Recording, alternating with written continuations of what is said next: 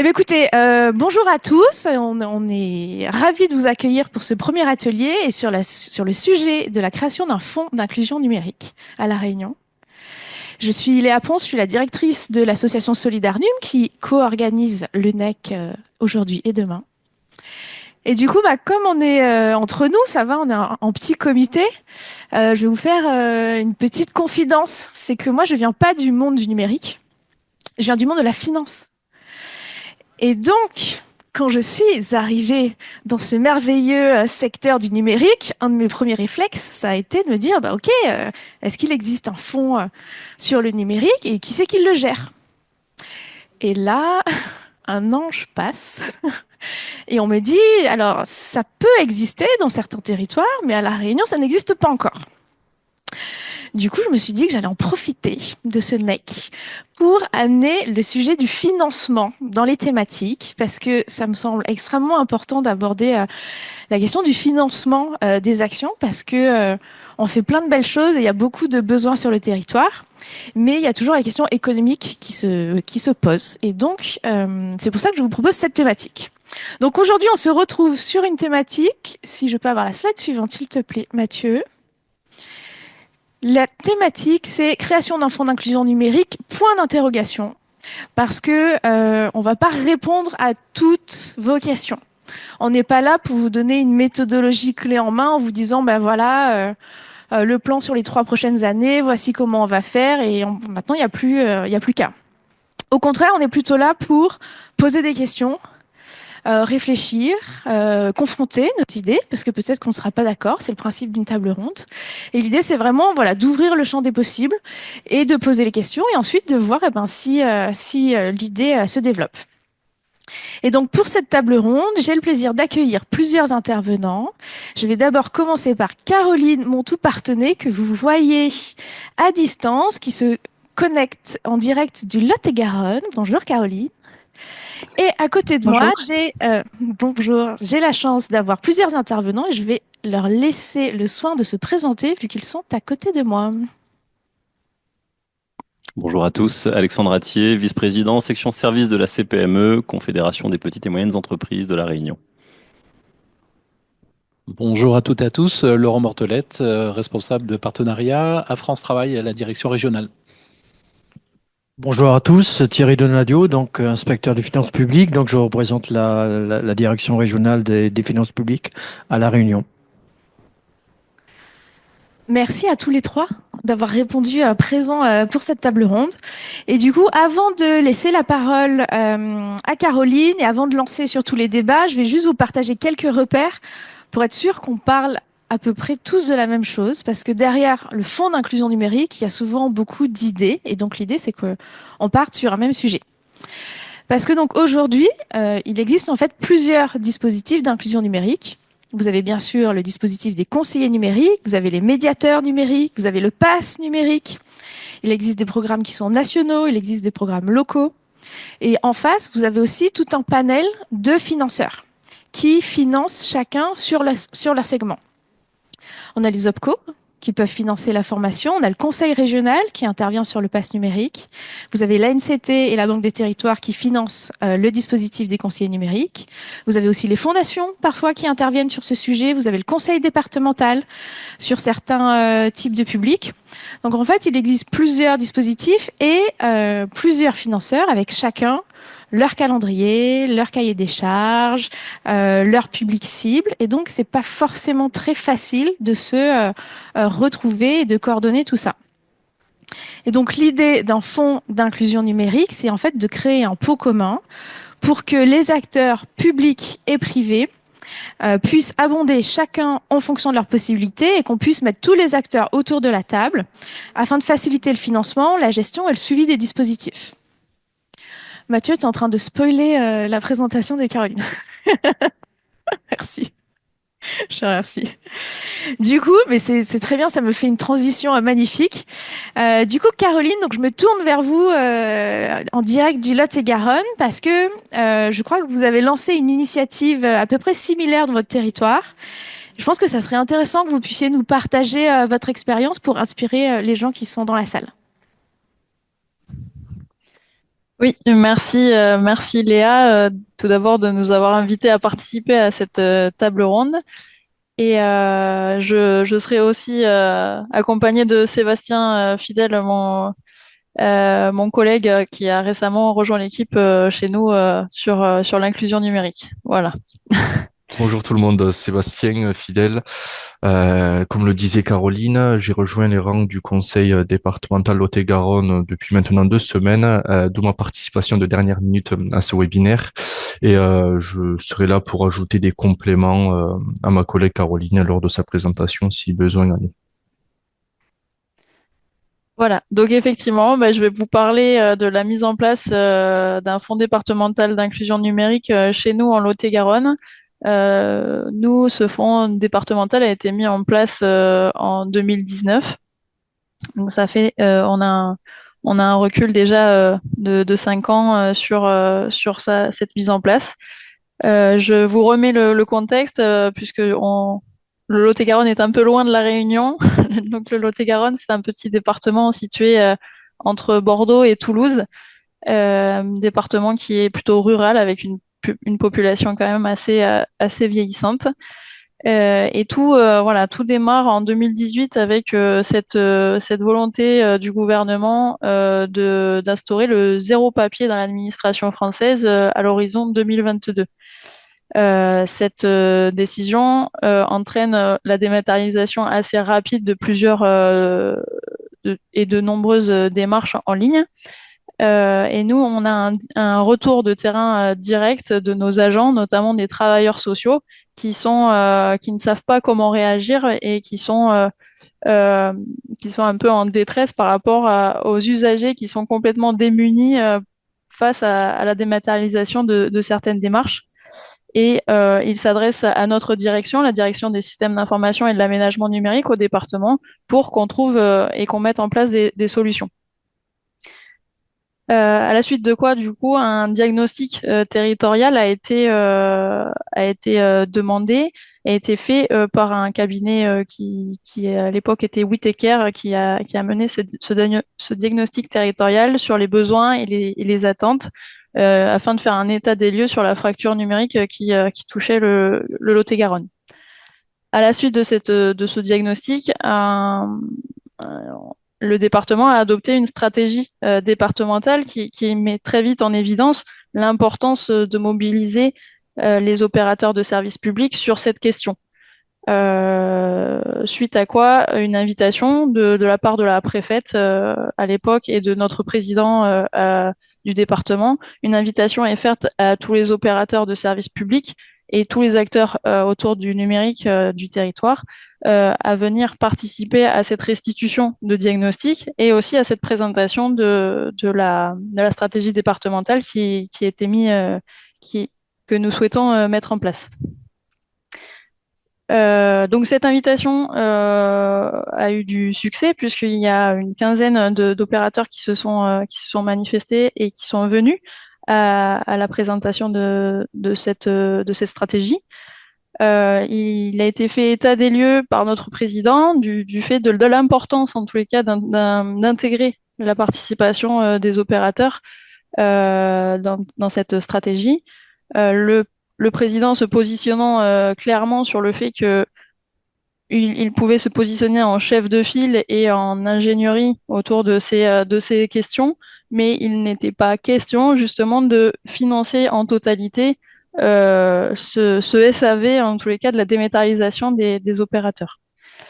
Donc voilà, ils ont proposé de créer un réseau et par ce réseau, de créer également un fonds départemental afin de favoriser la mise en place d'une offre de médiation numérique suffisamment dimensionnée et structurée pour être efficace et pour répondre aux enjeux grandissants suite à la dématérialisation massive des démarches en ligne.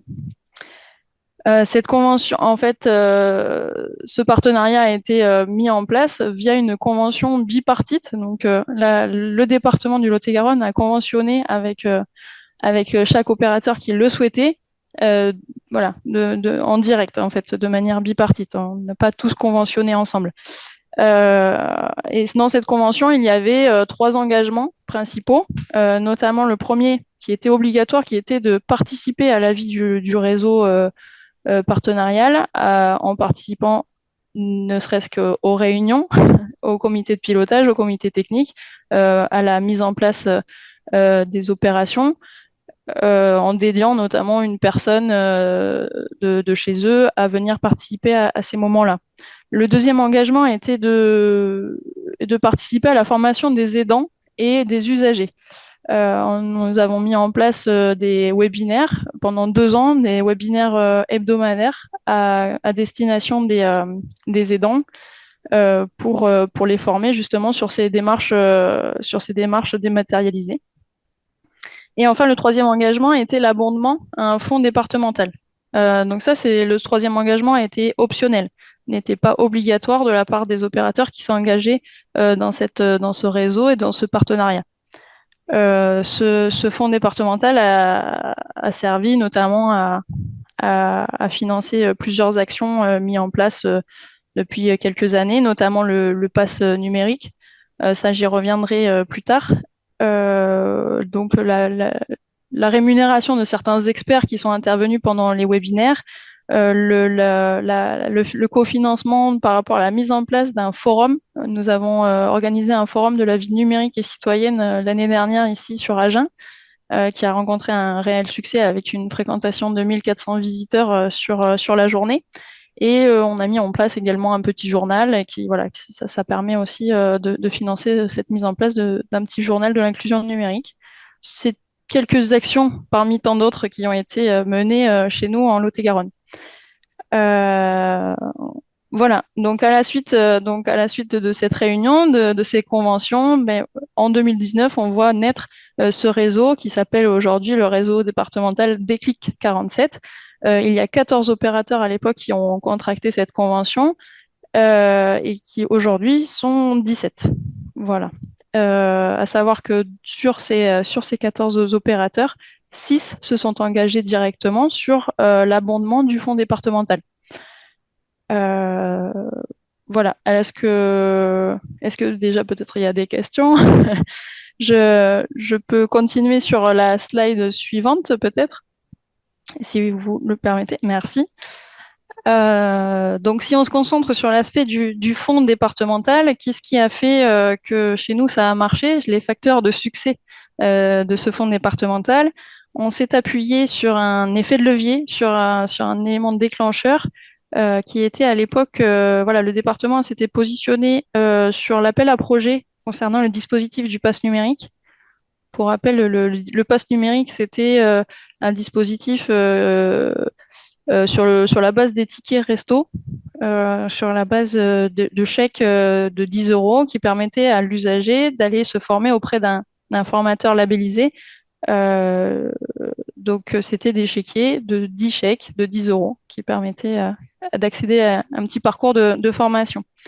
Cet appel à projet était sur une enveloppe globale de 300 000 € avec un financement de l'État de 150 000 €. Le département s'est appuyé sur ça pour proposer justement aux opérateurs d'abonder pour compléter ces 150 000 € pour atteindre les 300 000 et d'en faire profiter effectivement tous les membres du réseau et toucher tous les publics de chaque opérateur.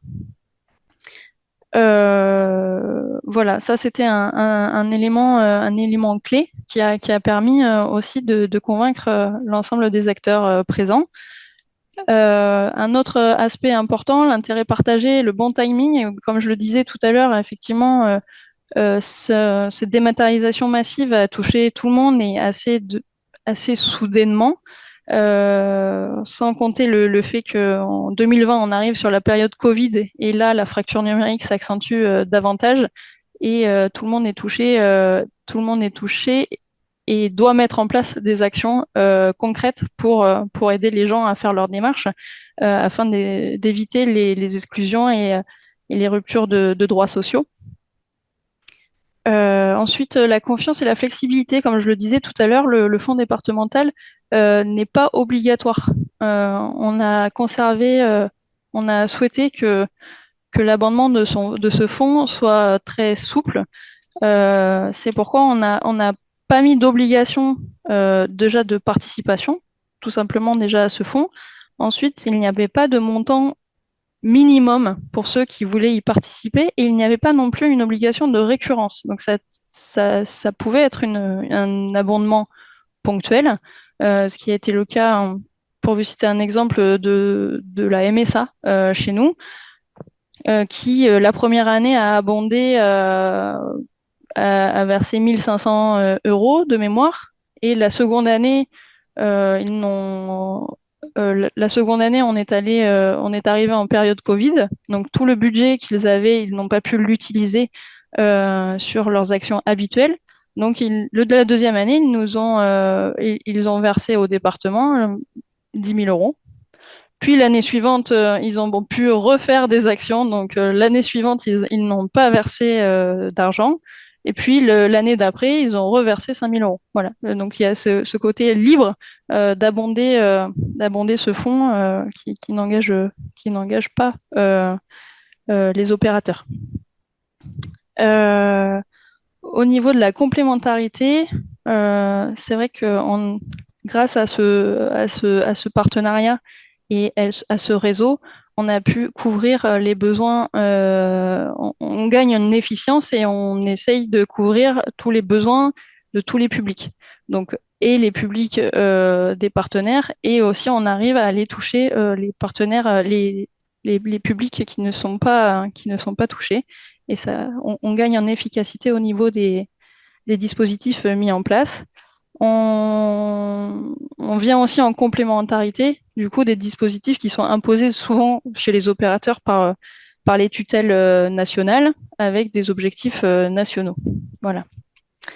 Ensuite, l'industrialisation et l'automatisation, pourquoi nous, on a eu la chance, c'est vrai, au département, c'est le service, c'est notre direction des systèmes d'information qui portons ces questions d'inclusion numérique et l'animation de ce réseau. Ce qui était un certain confort puisqu'on a pu adapter nos outils à la mise en place de ces dispositifs.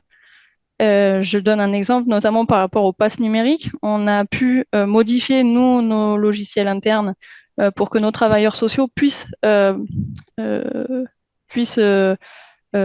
prescrire des passes numériques, mais on a aussi développé une plateforme en externe pour permettre aux autres acteurs de prescrire ces chèques. On a modifié notre système d'information pour que, via une démarche simplifiée, d'autres acteurs puissent prescrire. Ce qui nous permet aujourd'hui de pouvoir avoir des retours chiffrés, de pouvoir avoir des statistiques sur les actions menées et pouvoir faire un rapport aux opérateurs qui abondent ce fonds sur l'efficacité des actions menées. Et ce qui est plutôt intéressant pour les diverses acteurs et notamment les personnes qui abondent ce fonds. Et enfin, les spécificités de territoire. Pourquoi ? Bon, alors, comme je disais, le territoire du Lot-et-Garonne est quand même touché assez de manière importante de par sa situation démographique, avec une population vieillissante, rurale, et qui n'avait pas, qui a souffert vraiment très directement de la fermeture des guichets et de la dématérialisation des démarches. On avait la chance aussi d'avoir un portage politique très fort, puisque notre président à l'époque était Pierre Camani, qui était sénateur également, et qui faisait de la question du numérique un point essentiel dans sa politique. Et on a eu aussi la chance d'avoir la préfecture, la sous-préfecture qui co-portait le projet et qui avait en charge aussi les questions de ruralité et de numérique en charge.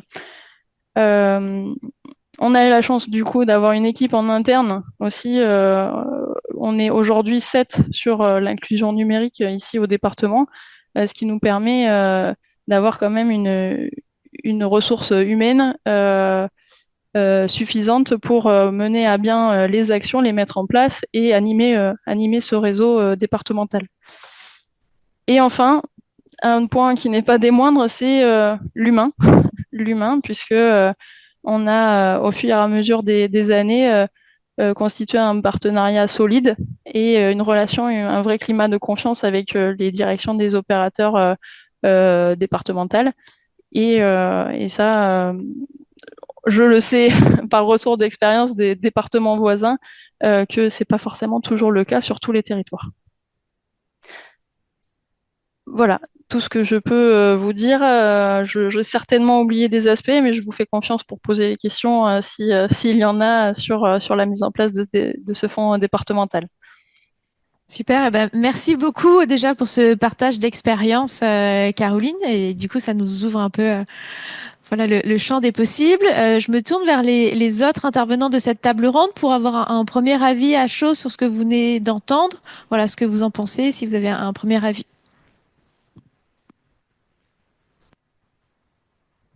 J'ai qu'une chose, Alexandre Ratier, CPME, j'ai qu'une chose à dire, on n'a plus qu'à faire pareil, puisque quand même c'est relativement intéressant de voir que vous avez du recul sur un certain nombre d'années et que vous avez pu réunir des facteurs clés de succès pour y arriver. La question c'est l'impulsion de départ, ça va être un élément important. Alors je sais pas si ça fait un bruit bizarre là. En tous les cas, c'est l'impulsion de départ qui est importante. Je voulais juste savoir, vous avez quand vous avez lancé le projet. L'impulsion, la première, elle est venue de qui pour mettre en place ce fonds?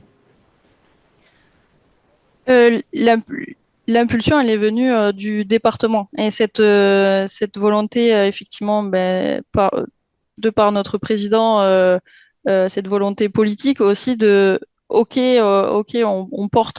on porte l'ingénierie, on porte la question du numérique, mais on n'a pas vocation à y aller seul. Et ça a été presque présenté comme un ultimatum, c'est-à-dire que oui, on le porte, mais pas seul. Si on est seul, on n'y va pas, en fait. Ça va être, ça a été un peu présenté comme ça par le président du département à l'époque. En appui sur le diagnostic territorial, où de toute façon, voilà, les opérateurs étaient aussi témoins de la fracture numérique qui se posait sur le territoire et qui allait les impacter aussi directement sur les usagers, les bénéficiaires qui le suivent. Du coup, France Travail, un premier avis sur ce qu'on vient d'entendre? Bonjour à toutes et à tous. Merci en tout cas de votre intervention qui était très claire. Une question qui me vient immédiatement. Alors, j'ai bien noté des conventions bipartites qui ont pu être notées pour engager, je dirais, des prescripteurs. Ma question, elle irait plutôt sur les structures d'accompagnement relatives au pass numérique. Comment elles ont été accompagnées et comment elles ont été, on va dire, fédérées autour de ce fonds d'inclusion et autour de la question des passes numériques. Est-ce que vous aviez eu aussi ce rôle, je dirais, d'accompagnement et on va dire de fédérer autour du fonds d'inclusion un réseau justement de structures accompagnatrices? Alors au niveau du pass numérique, effectivement, c'est le département qui a animé, qui a mis en place ce dispositif. On s'est appuyé beaucoup sur nos travailleurs sociaux qui si tout s'est mis en place, en fait, c'est grâce à la remontée de terrain. Et donc, on les a mobilisés directement puisqu'elles étaient en première ligne, en tous les cas, pour identifier les difficultés de terrain et pour être prescriptrices. C'est pour ça que nous, on a mis en place sur notre logiciel de gestion des travailleurs sociaux, cette possibilité de faire de la prescription. Et il y avait plusieurs acteurs aussi, plusieurs opérateurs qui faisaient de la prescription de passe, notamment la CAF. À l'époque, qui faisait de la prescription. On avait les missions locales aussi qui faisaient de la prescription de passe numérique. Et Pôle emploi, enfin à l'époque, Pôle emploi a eu une période aussi qui prescrivait. Donc on avait déjà en tous les cas cette ressource pour prescrire. La difficulté, ça a été en face de trouver une offre de formation qui, et au final, qui s'est vue mis en place naturellement et assez rapidement des acteurs, de formateurs locaux qui se sont positionnés, qui se sont labellisés rapidement. On a eu cette chance d'avoir une offre quand même pour mailler parfaitement le territoire sur une vingtaine de formateurs, soit indépendants, soit des associations qui s'étaient labellisés. Et après, nous, sur le département, on a vu arriver une équipe de 4 conseillers numériques sur lequel on s'est appuyé aussi pour accompagner les usagers dans l'utilisation de ces passes. Euh, et on a vraiment vu le pass, le dispositif, nous, décoller chez nous avec cet accompagnement de l'usager. C'est-à-dire, on était derrière, à chaque prescription, on rappelait le bénéficiaire pour expliquer comment on s'en sert et faire un suivi, surtout qualité, suivi qualité derrière, ce qui nous a permis de fluidifier ce dispositif. On a créé aussi des rencontres trimestrielles entre les prescripteurs, les formateurs et les financeurs pour toujours se rencontrer. Et plus on se rencontre, plus on se connaît, plus on arrive à travailler ensemble, c'est vrai. Ça fluidifie aussi le dispositif. Et on a créé une charte aussi pour mettre un peu des règles du jeu et pour que tout le monde puisse travailler en bonne entente et en bonne intelligence autour de ce dispositif. Voilà, en tous les cas, au niveau du dispositif du pass numérique, comment ça s'est passé. Et du coup, Caroline, autre question, je poserai la même aux personnes qui sont autour de moi. Du coup, donc, dans les partenaires qui ont financé, donc dans ceux qui ont abondé, est-ce que vous pouvez nous Oui. dire qui a abondé localement? Et si au contraire, il y a des partenaires qui n'ont pas pu participer?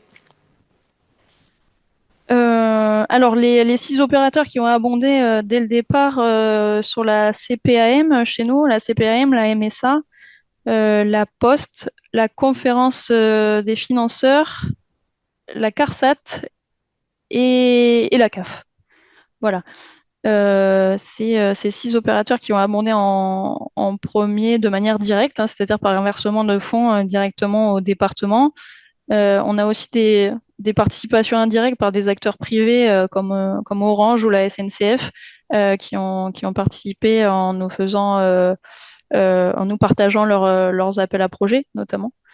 Voilà, ça fait partie des premiers abondeurs. Et est-ce qu'il y en a du coup qui ont refusé? Qui ont refusé. Alors là, j'ai pas l'historique sur qui a refusé directement. Là, j'y étais pas, pour tout vous dire. Je faisais pas encore partie. Euh, et c'est vrai que je n'ai pas eu les remontées de qui. C'est très bien, réponse diplomatique. C'est très bien, merci. Diplomatique, mais honnête aussi. Hein. Là pour le coup, je n'ai pas les informations qu'il faut. Pas de souci. Du coup, parce que nous, les opérateurs, voilà, en métropole et à La Réunion sont un peu différents. Donc là, je me tourne vers les autres intervenants de la table ronde. Est-ce que vous, voilà, qui vous inviteriez à participer à un fonds tel que celui-là? Est-ce que vous voyez des acteurs incontournables qui seraient intéressants de mettre autour de la table?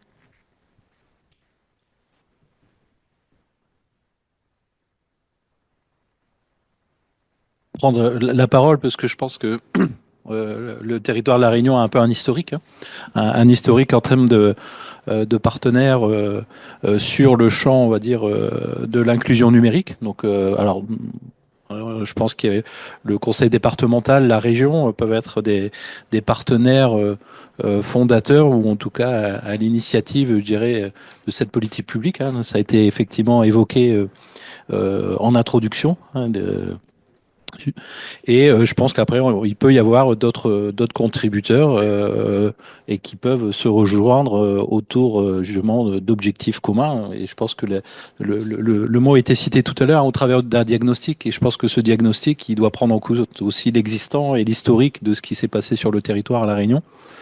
Et parce qu'on a des prescripteurs, on a un historique de prescripteurs, on a un historique d'accompagnateurs, en tout cas d'organismes qui accompagnent et qui continuent à le faire. Donc je pense qu'il faut aussi se nourrir et nourrir un diagnostic qui vont permettre aussi peut-être, je dirais, de préétablir, en tout cas, et de nourrir un diagnostic pour fédérer vers un fonds, je pense, régional ou un fonds au niveau du département. En tout cas, je pense qu'il faut vraiment s'appuyer sur l'existant et l'historique pour aller dans ce sens.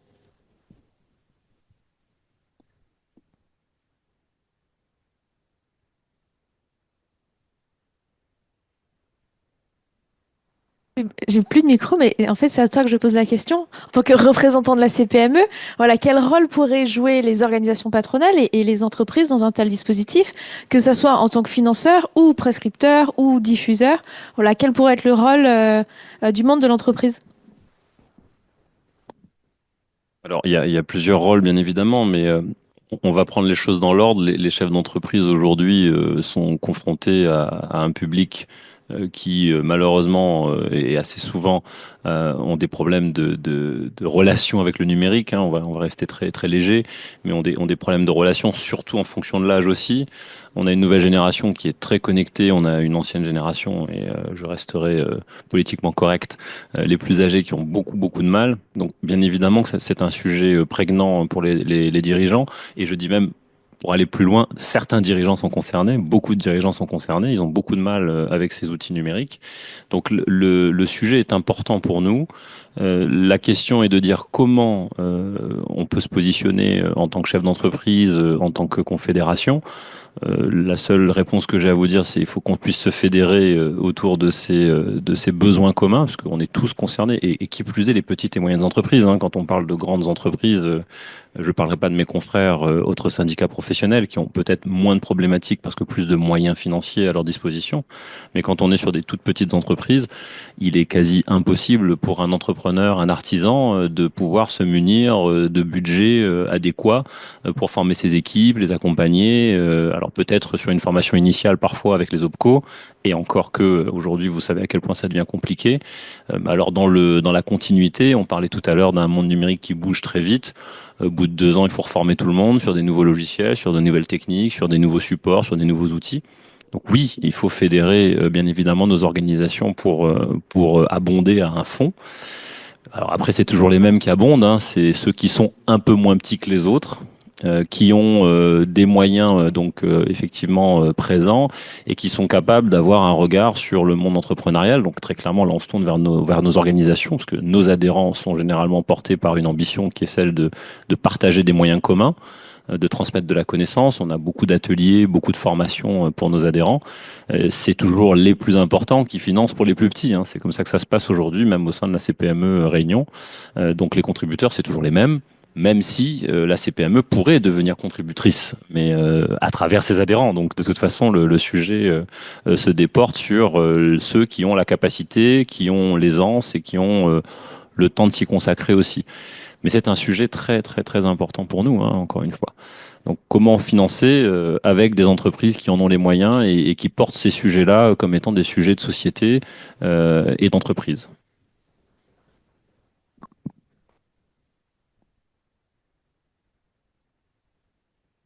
Bonjour, ouais, on entend bien. Merci pour donc c'est une question de la salle pour la je sais pas s'il y a nouveau en visio.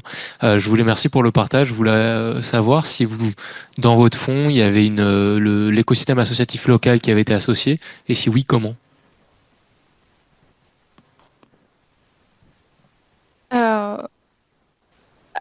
Euh, oui, il y a le système associatif, notamment enfin alors pas dans le fond, mais sur le réseau. Il y a les missions locales chez nous alors je sais pas si à La Réunion il y a les missions locales, mais là qui touchent nous qui accompagnent les jeunes jusqu'à 25 ans qui font partie du réseau Déclic 47 et et qui font partie, oui, des réunions de comités de pilotage et des comités techniques. De mémoire, au niveau associatif, c'est les principaux. Et après, dans le cadre là de la nouvelle feuille de route France Numérique Ensemble, on a aussi mis en place la sollicitation des EPCI, où il y aura certainement aussi des conventions qui vont naître. Et alors, je sais pas, on est encore en train de réfléchir à de quelle manière on les intègre dans ce réseau-là. Et on a aussi sollicité, nous, les chambres consulaires, qui sont la chambre des commerces, la chambre des métiers, la chambre d'agriculture. Mais on a, pour le coup, vous disiez tout à l'heure, qui a refusé l'abondement du fonds. En tous les cas, les chambres consulaires, le fait de les intégrer au réseau est compliqué. En tout cas, ils ont déjà des actions propres mises en place. Et on a du mal effectivement à nous les intégrer dans notre réseau. Et voilà, en fait, le réseau, en tous les cas, est ouvert à tous les acteurs chez nous, à tous les acteurs en lien avec le numérique, de près ou de loin. Tout le monde peut y prendre part. Et comme je le disais tout à l'heure, au niveau du fond, ça peut même d'être de l'euro symbolique, on prend aussi. Donc, on n'est pas fermé aux associations non plus. Voilà. Et rapidement, pour le dire autrement, est-ce que, alors dans la constitution du fonds, on l'entend, est-ce qu'il y avait des dispositifs qui étaient prévus sous forme d'appel à projet ou autre, qui étaient l'émanation de ce fonds-là et qui permettaient à des acteurs autres, du coup, parce que mission locale, etc. Moi, je le mets plutôt quand même dans l'aspect opérateur que associatif, Ouais. qui pouvaient du coup se positionner dessus, ou est-ce que l'ensemble des sous dans ce fonds sont allés vers des dispositifs comme le pass numérique que vous avez présenté ou autre. Ouais, voilà, est-ce qu'il y avait une partie qui a été à destination d'un écosystème qui pouvait s'en saisir selon des modalités harmonisées et dont les règles ont pu être et dictées, si vous voulez, par les comités que vous avez rassemblés avec vos différents partenaires. Comme je le disais tout à l'heure, le fonds a servi à mener d'autres actions, d'autres dispositifs. Bien sûr, on s'est saisi systématiquement des dispositifs nationaux et des appels à projets qui vont avec, mais, mais au niveau des actions, en tous les cas, mises en place, il y a, on a créé un fonds d'aide à l'équipement, par exemple, qui où on travaille avec euh,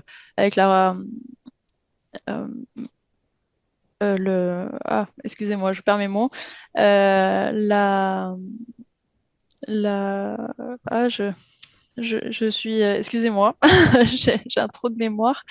Le reconditionnement, voilà, c'était le mot que je cherchais. Nous, on a conventionné enfin, on est partenaire d'une association locale qui fait du reconditionnement d'ordinateurs, par exemple. Et donc, tout notre parc informatique part sur cette association qui blanchit et qui remet à neuf le matériel informatique et on les réinjecte, nous, au travers des collèges, au travers d'associations, pas d'associations, mais de familles identifiées par les proviseurs des collèges, des familles dans le besoin, et on leur fait bénéficier de ces équipements, par exemple. Ça, c'est une des actions aussi dont je n'ai pas parlé tout à l'heure, qui a été mise en place et qui est financée en partie par ce fonds départemental. On a voilà, les outils de communication. On a mis en place des webinaires. Donc tout à l'heure, je parlais des webinaires à destination des aidants, mais on a aussi fait des webinaires à destination des usagers grâce au réseau des conseillers numériques. On dispose, nous, de 39 conseillers numériques, mais on s'est appuyé sur eux pour toucher les usagers et toucher aussi les associations. On met en place, euh, on met à disposition des ateliers numériques aux associations qui nous sollicitent. On peut venir animer des ateliers numériques dans leur structure. Voilà, il y a d'autres dispositifs et d'autres actions, en tous les cas, qui sont à destination des associations qui ont été mis en place. Du coup, Caroline, moi, si je peux rebondir, alors je suis désolée, je prêche un peu pour ma paroisse, mais moi, il me semble essentiel de mettre le monde de l'ESS, en tout cas dans un fonds tel que celui-ci. ne serait-ce que pour être prescripteur, pour être bénéficiaire, pour communiquer auprès du grand public, parce que les bénéficiaires des actions d'inclusion numérique, elles passent beaucoup en fait dans nos associations, et pas que les associations, les coopératives, etc. Elles passent par le monde de l'entreprise, mais aussi par le monde de l'ESS. Et c'est pour ça que ici dans le panel, vous avez des représentants du monde de l'entreprise, des représentants d'agences comme France Travail. Nous avons les impôts, tout à gauche. Et nous, qui représentons le secteur de l'ESS. Et en toute transparence, pour la construction de cette table ronde, moi en tout cas, j'ai aussi sollicité des représentants du monde de l'ESS, notamment la CRES, ESS Outre-mer, notamment aussi sur toutes les questions de fonds européens, pour voir comment ça pouvait s'intégrer ou pas dans un tel fonds. Il y a également la CGScope, France Active, donc il y a plusieurs acteurs de l'ESS qui pourraient venir, en tout cas, soit en ingénierie, soit cofinancer, mais qui ne pouvaient pas être là aujourd'hui. Et je pense que justement, tout le travail qu'on peut faire aujourd'hui, ça va permettre ensuite de retourner aller les voir et de leur dire, voilà comment ça se passe et voici comment il pourrait être intéressant que vous intégriez le projet. Une autre question dans la salle.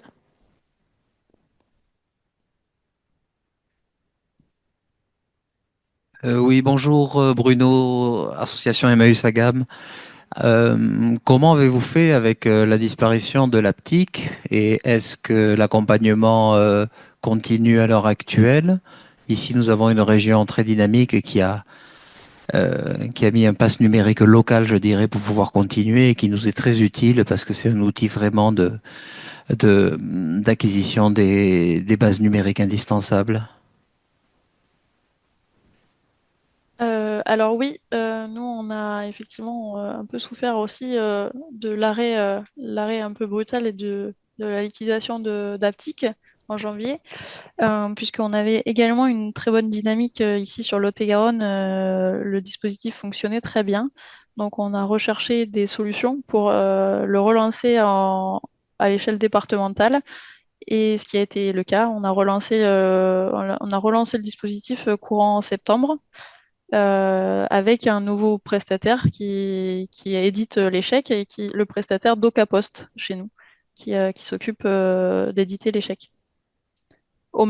Et les mêmes conditions de labellisation, de gestion qu'avait Aptic. On a essayé de changer le minimum de choses pour éviter de perturber les acteurs qui étaient habitués à ce système-là depuis 3 ans déjà. Merci.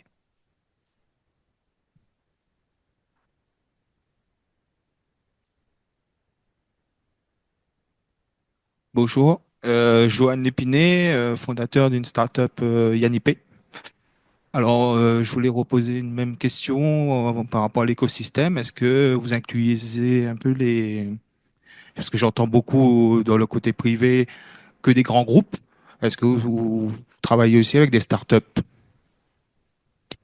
Et si oui, comment techniquement? Peut-être la question à Sébastien Fidel pour quels sont les sujets techniques que vous avez dans le futur? Voilà, merci. Oui, je peux essayer d'apporter des éléments de réponse.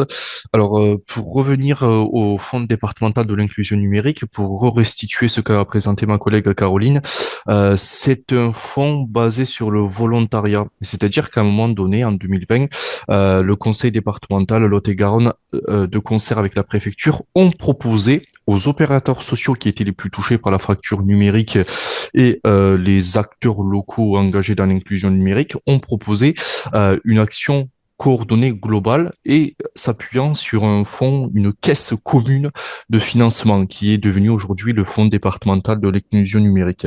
Donc c'était au départ, l'initiative était basée sur un appel à volontariat. Donc, quel acteur souhaite s'y engage, et on essaie de chasser ensemble pour dire, et non pas chasser seul dans sa cour.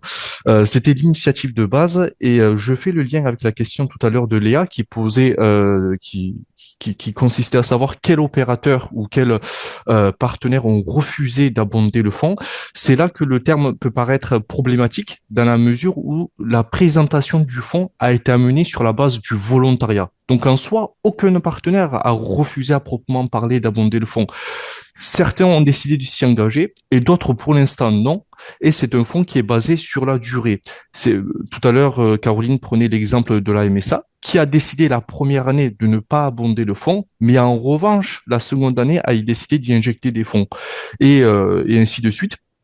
Vous avez certains acteurs qui, sur l'année, n'injectent pas de fonds sur leurs décisions propres, sur leur propre fonctionnement interne, et puis d'autres, sur l'année suivante, décident de s'y réengager à nouveau. C'est pour cela que le terme de refuser d'abonder ne correspond pas exactement à la réalité, dans la mesure où le fonds est basé sur le cadre du volontariat et sur la durée. Un refus d'aujourd'hui n'est pas forcément celui de demain. Donc, pour le dire autrement, le refus d'aujourd'hui peut se traduire à l'acceptation ou à un engagement l'année suivante là-dessus. Ensuite, concernant le tissu de notre réseau, qui est aujourd'hui composé de 17 partenaires, notamment d'opérateurs sociaux, donc cité Caroline, et aussi d'acteurs privés comme Orange. Nous avons aussi des structures de réinsertion qui ont été énoncées, les structures de mission locale pour les jeunes, réinsertion à l'emploi. Et on continue de travailler sur ce réseau aujourd'hui de 17 partenaires. On travaille à l'élargir là-dessus. Et dans ce contexte, nous a rejoint un campus numérique du Lot-et-Garonne qui est un lieu de formation pour les étudiants qui propose des espaces de coworking et aussi un Fab Lab et aussi des missions d'incubateurs qui proposent aux startups justement de venir mener leurs projets à bien en leur proposant un contexte favorable à l'incubation et apporter des projets qui pourrait aboutir là-dessus. Donc là, dernièrement, nous avons eu le campus numérique du Lot-et-Garonne qui nous a rejoints et je disais, on continue à travailler pour élargir ce réseau, notamment en s'approchant des chambres de métiers, des structures plutôt économiques, la chambre des métiers, la chambre de commerce aussi, d'industrie et de commerce.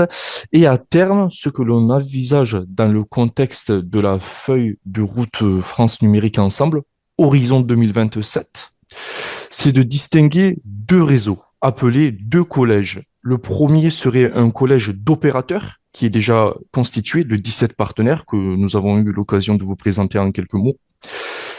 Et un deuxième collège, cette fois-ci dit de territoire, qui ouvrirait la voie aux collectivités, par excellence les intercommunalités, et la présence de l'État qui jusqu'à aujourd'hui était plutôt relégué au second plan depuis ces 2 dernières années, qui reviendrait de nouveau à s'investir en tant qu'acteur de premier plan dans le collège dit de territoire.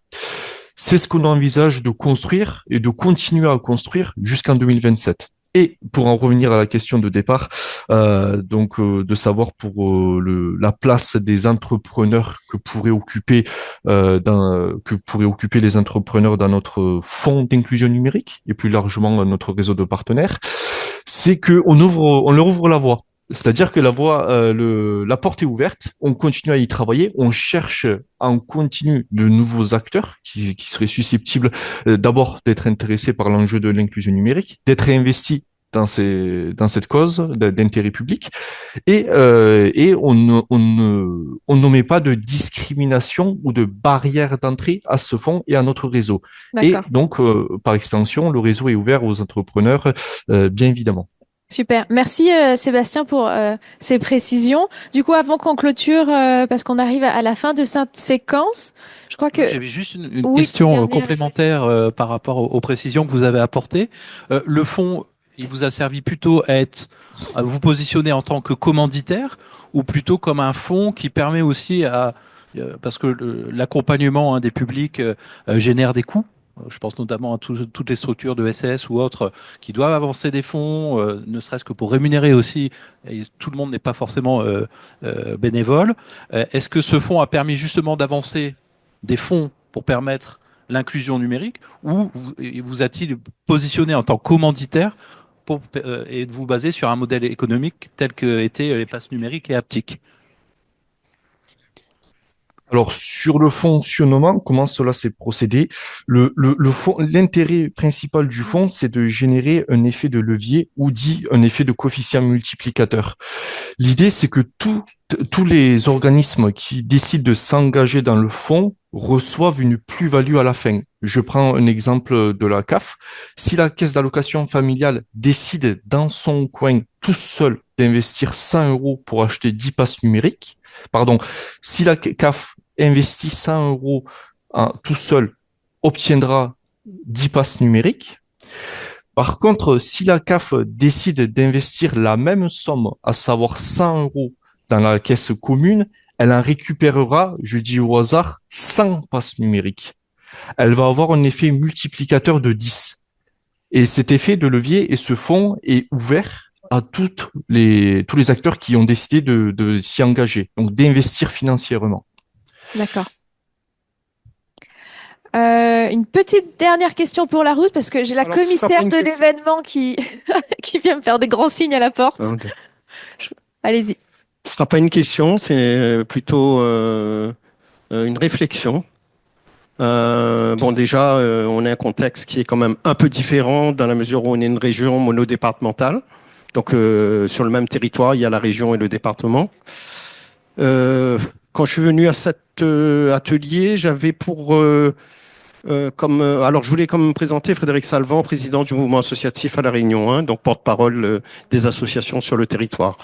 J'avais comme idée que c'est peut-être un fonds qui permettait, puisque chacun dans les collectivités ou l'État ont des fonds pour le numérique, de pouvoir mettre en commun leur financement pour pouvoir être plus efficace, parce que bien souvent, quand on fait des projets, on demande des cofinancements. Et chacun l'étudie un peu dans son côté, et c'est pas efficace. Et comment on peut finalement instaurer dans un fonds un dialogue également pour co-construire aussi peut-être soit du financement par des subventions ou bien par des appels à projets, mais qui partent d'une réflexion commune entre les donneurs d'ordre et ceux qui l'appliquent sur le terrain. Voilà. Donc, et également, bien sûr, ouvrir aux personnes qui, la CGPME l'a bien dit, c'est une préoccupation aujourd'hui de beaucoup de monde et particulièrement aussi des entreprises, et comment les entreprises aujourd'hui ont intérêt également à soutenir des actions de ce type-là, parce que bon, l'inclusion pour nous, la cohésion sociale, c'est un enjeu majeur de développement de territoire. Totalement. Eh ben, merci beaucoup pour cette intervention. C'est un très beau mot de la fin, parce que ça résume exactement notre volonté. Donc merci pour ça. Merci Mathieu, si tu veux, tu peux enlever la présentation, comme ça on verra les personnes qui sont à distance. Merci à tous pour votre participation. Je suis désolée, on a été un peu coupé à cause du temps, donc on a dû aller un peu plus vite que ce que j'avais imaginé. Mais en tout cas, je suis très heureuse de vous avoir reçu ici, parce que je trouve qu'on a un beau panel qui représente bien en fait, voilà, à la fois les acteurs publics et privés. Et comme je disais en introduction, en fait, on est là surtout voilà pour poser des questions, pour lancer la dynamique. Après, on va voir si ça rebondit chez certains d'entre vous. J'espère en tout cas.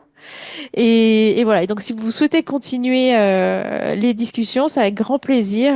Voilà, c'est que le début des réflexions. Donc, j'ai envie de dire, next step, on prend rendez-vous.